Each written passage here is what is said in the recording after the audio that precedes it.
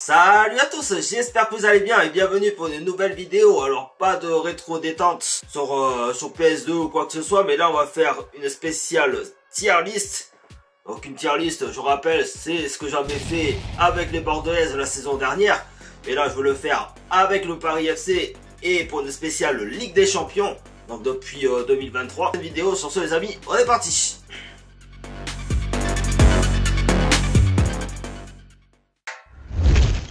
Donc voilà les amis, on se retrouve sur le site de tiermaker.com. Donc c'est voilà le site référence pour les youtubeurs et tout, pour faire leur classement selon leur envie.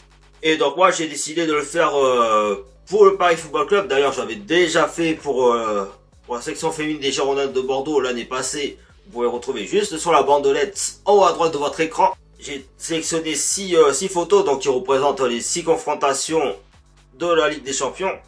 Donc là vous pouvez voir contre Wolfsburg, il y a Manchester City, il y a Aachen, Real Madrid, Chelsea et Arsenal. Alors le premier, on va parler forcément du match contre Arsenal, hein, parce que franchement pour moi ça reste un des matchs référence du Paris Football Club en Ligue des Champions. Parce que faut quand même se dire que déjà de base, elles n'étaient pas forcément les favorites de cette Ligue des Champions, parce que c'était la deuxième année consécutive qu'elles y participaient sous les couleurs du Paris FC, parce que je sais que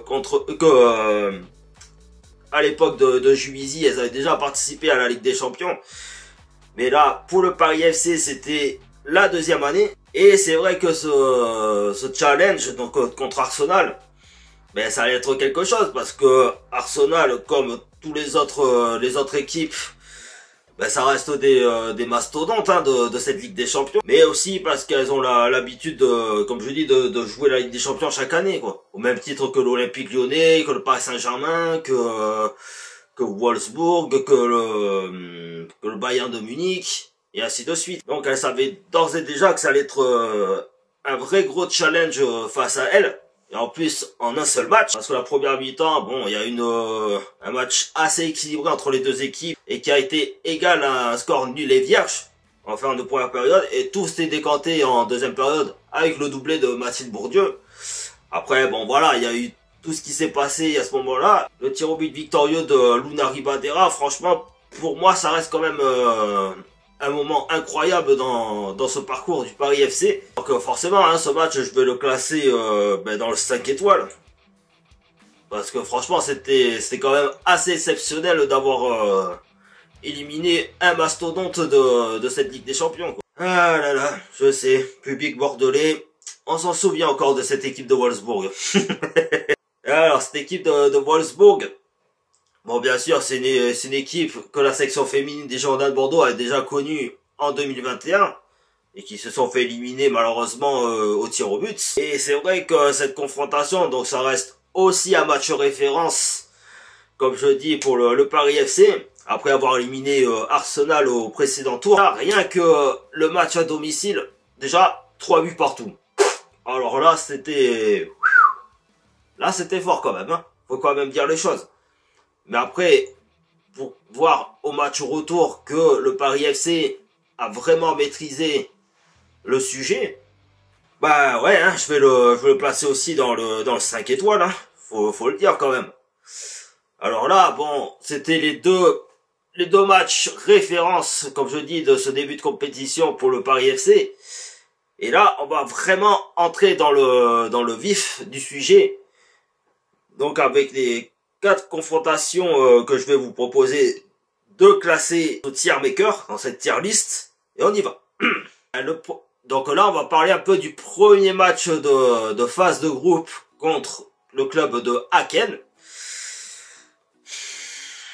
Je sais pas pour vous, mais je reste un petit peu déçu quand même, parce que en fait moi comme je dis, quand tu as cette chance de participer à cette Ligue des Champions, que ce soit chez les hommes comme chez les femmes, et que déjà tu arrives à ce stade-là où tu arrives à te qualifier sur les 2 tours préliminaires et accéder à cette phase de groupe, t'as quand même une certaine, il y a quand même une certaine pression de la part du groupe, enfin de la part de l'équipe du Paris FC. Parce qu'il faut quand même rappeler que leur première année, elle s'était stoppée au deuxième tour préliminaire, là aussi contre l'AS Rome au tir au but. Donc ça a été vraiment une chance inouïe de vraiment entrer officiellement dans la cour des grandes. Et là, face à une équipe de Haken qui, en théorie, a l'habitude de jouer la Ligue des Champions aussi, enfin, de ce que j'ai pu apprendre par la suite, j'ai comme eu l'impression que justement elles avaient une trop grande pression sur les épaules. Hormis le fait qu'elles avaient très bien débuté la Ligue des Champions et que justement après elles sont rentrées très bien dans le championnat, dans la AD Arkema, avant que ça s'appelle l'Arkema Première Ligue. Justement, ça aurait dû leur donner un petit peu une petite dose d'adrénaline de plus, quoi. Et malheureusement, elles se sont inclinées sur le score de 2 buts à 1, il me semble. Alors même si elles ont bien réagi quand même à ce match, ça a été assez dur, ça a été assez surprenant même. Donc franchement, j'ai envie de le classer. Allez, je dirais peut-être 2 étoiles, 3 étoiles. Je sais pas ce que vous en pensez. D'ailleurs, voilà, hein, dites-moi dans l'espace commentaire ou justement, parce que je crois qu'on peut sauvegarder la tier list.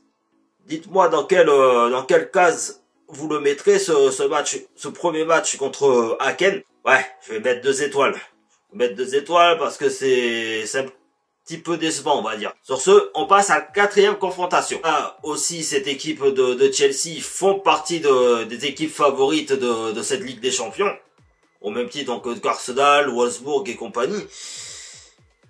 Et malheureusement, sur ce premier match à l'extérieur, oui, parce qu'il y a les matchs allés et les phases retour derrière, ça a été une vraie démonstration des Anglaises, quoi. Je me dis d'un côté que certes, elles se sont confrontées, comme je dis, à une des équipes favorites de cette Ligue des Champions au tour préliminaire, mais est-ce que ça a été un petit peu une marche un petit peu trop haute pour les Parisiennes?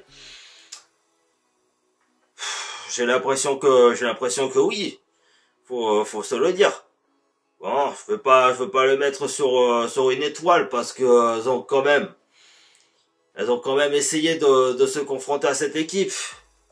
Ouais, je vais mettre 2 étoiles aussi. Ensuite, les amis, à l'avant-dernière confrontation, on va passer sur le Real Madrid. Donc là aussi, c'était un match assez compliqué, mine de rien, parce que faut quand même rappeler que cette équipe du Real Madrid, ben, c'est une franchise qui a vu le jour il y a quelques années maintenant, depuis 2019, je crois, enfin dans les alentours de 2018-2019.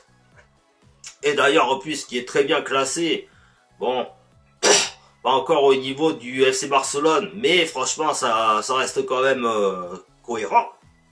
En plus, avec les deux internationales françaises, Mylène Chabas et Maëlle Lacrar, d'ailleurs, bonjour à elle. Cette première victoire, faut dire que ça a fait du bien quand même. Et ça a justement ramené un petit peu d'espoir cette équipe du Paris FC, qui a gagné les 2 confrontations contre le Real Madrid, phase aller et phase retour. Et franchement, à ce rythme-là, ça commençait à donner un petit peu plus d'espoir de qualification pour les derniers carrés. Donc je crois que c'est à l'arrivée des quarts de finale, des huitièmes de finale, pardon. Donc franchement, pour moi, ce match, bon, on va dire que par rapport à un match contre Wolfsburg et Arsenal, bon, c'est comme je dis, c'est deux belles victoires, mais pour moi, ça reste quand même un 4 étoiles. La dernière confrontation, les amis, oui, je sais.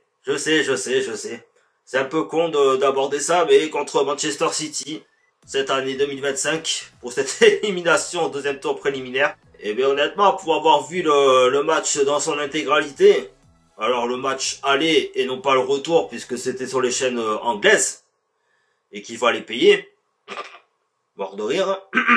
C'est un peu une réalité qui fait mal quoi, parce que non seulement on a eu une équipe de Citizen qui était vraiment au top du top avec des renforts de qualité, notamment ben, la Jamaïcaine Khadija Chou, hein, qui avait joué au Girondins de Bordeaux dans les années passées, et même d'autres joueuses qui sont dans l'effectif. Bon, je connais pas les noms après, voilà.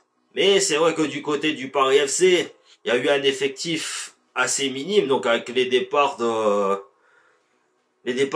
Louis Fleury, il y a eu le départ à la retraite de Julie Soyer, il y a eu le retour de prêt de Alsou Abdoulina qui est reparti en Russie, il y a Luna Ribadera qui avait fait la surprise de signer à Chelsea, même si on connaît la destination actuellement à Everton. Faut dire que cette Ligue des Champions cette année ça a été rapide, comme on dit, mais voilà, hein, quand on voit vraiment les deux confrontations contre les Citizens, ça fait très très mal. Et surtout de se dire que l'année dernière, ben, on avait réussi à affronter une équipe comme Arsenal et même Chelsea, bon, même s'il n'y avait pas eu la victoire au bout, mais franchement Manchester City, ça leur a mis un bon coup de pied au cul. Et franchement cette confrontation, ben ouais, je vais la mettre sur une étoile. Donc d'ailleurs voilà, dites-moi dans l'espace commentaire ce que vous avez pensé de cette tier list. Après ça reste que mon opinion. Après j'attends le vôtre en retour dans cet espace commentaire. Donc voilà les amis, la vidéo touche à sa fin, j'espère que ça vous aura plu. Si c'est le cas, n'hésitez pas à vous abonner à ma chaîne de YouTube, à lâcher un gros pouce bleu, à me suivre sur ma page Facebook, Instagram et TikTok qui sont dans la description, et ainsi qu'activer la petite cloche pour être au courant de mes prochaines vidéos. Donc là ça va être un retour aux sources contre Montpellier. Sur ce les amis, ciao ciao.